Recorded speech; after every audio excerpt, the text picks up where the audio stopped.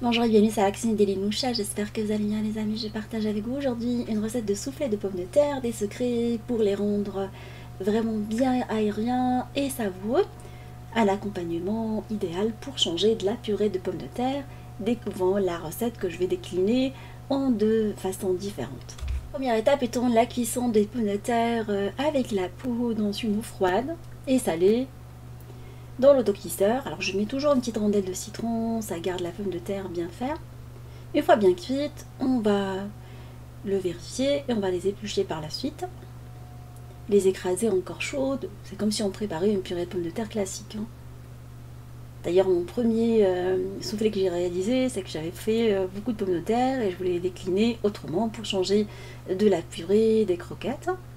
Voilà, vous les écrasez idéalement encore chaudes à l'aide de l'appareil pour purée. Une fois la pomme de terre écrasée, on va rajouter du beurre mou et on va continuer à écraser toujours notre purée. On met par la suite le lait chauffé et on va continuer à mélanger notre purée de pommes de terre. Toujours avec l'ustensile, alors vous pouvez mettre un moulin à légumes si vous souhaitez, moi je préfère cette méthode. Après on va rajouter les jaunes d'œufs.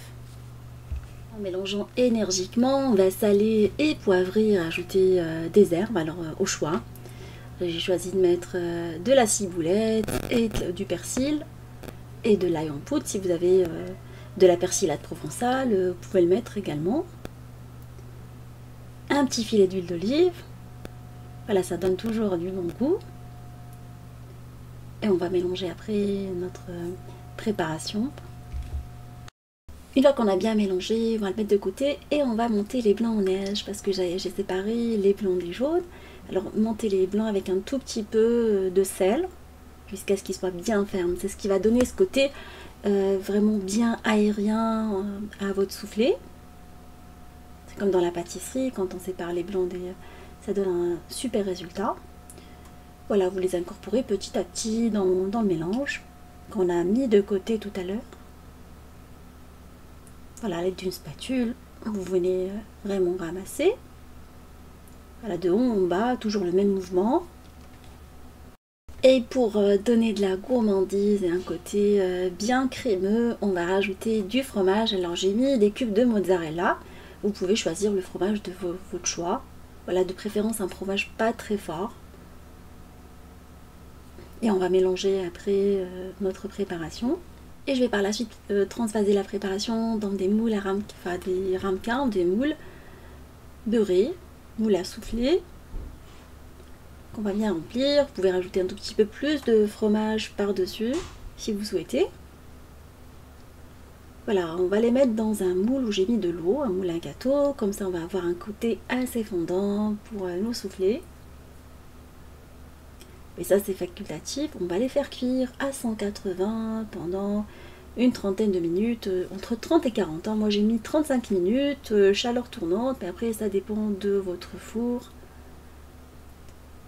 Voilà, vous surveillez la cuisson. Par la suite, voilà, ça c'est la première méthode de cuisson.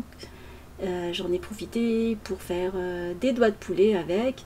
Alors je partagerai avec vous la préparation des doigts de poulet que j'ai réalisé pour les accompagner par la suite. Voilà, la texture elle est assez fondante. Alors il m'arrive de les servir avec des nuggets maison, comme je peux les servir avec une salade. Voilà, les deux fonctionnent. Et ce jour-là, j'avais fait les nuggets pour ma fille et la viande pour mon homme. Il aime bien avoir le soufflé avec la viande et une salade, ça passe très très bien aussi. Vous pouvez les faire cuire également des petits moules, des moules financiers, beurrés. Alors on a eu la préférence pour la première méthode, mais vous pouvez, si vous souhaitez, les faire d'une façon plus soignée. On va remplir les moules bien beurrés, on va égaliser la surface. Alors je ne les ai pas trop remplis, j'ai laissé un petit espace. Et par la suite on les fait cuire pendant 25 minutes, mais pas très très longtemps, entre 20 et 25 minutes. Sans bain-marie cette fois-ci, parce qu'ils ne sont pas trop remplis. Et je voulais avoir une petite texture des petits cakes qu'on peut servir quand on fait par la suite un apéro ou autre, avec d'autres salés ou en accompagnement d'une viande ou autre, hein, à vous de voir, parsemé avec un tout petit peu d'herbe fraîche. Voilà, ma recette de soufflé de pommes de terre touche à sa fin. J'espère que vous allez essayer la recette, vous allez l'adopter pour changer de la recette de la purée classique. Voilà, je vous souhaite un bon début de semaine et je vous dis comme d'habitude, on se retrouve sur la cuisine de Linoucha avec des nouvelles recettes, un nouveau voyage culinaire et à bientôt.